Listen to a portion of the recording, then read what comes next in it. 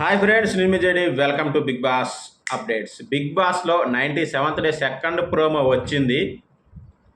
Nikhil and గౌతమ్ని వాయించి పడేశారు నాగార్జున గారు. అందులో ఎలాంటి డౌట్ లేదు. ఎందుకంటే వాడుకున్నావు అనే పదం దగ్గర నుంచి కావచ్చు, గేమ్ ఆడే దగ్గర కావచ్చు, కొట్టాడనే మొహం మీద నిఖిల్ అనడం, బే అనడం, నువ్వేమో కావాలని కూడా కొడతావేమో అనడం. ఇప్పుడేమో ఫ్లోలో వచ్చింది సార్, ఆయనకు కూడా ఫ్లోలో వచ్చింది అని నాగార్జున గారు తేటతనం చేశారు. ఇద్దరికి పడ్డాయి. కానీ నిఖిల్ ఎంత సేఫ్ గేమర్ అనేది నాగార్జున గారే చెప్పారు.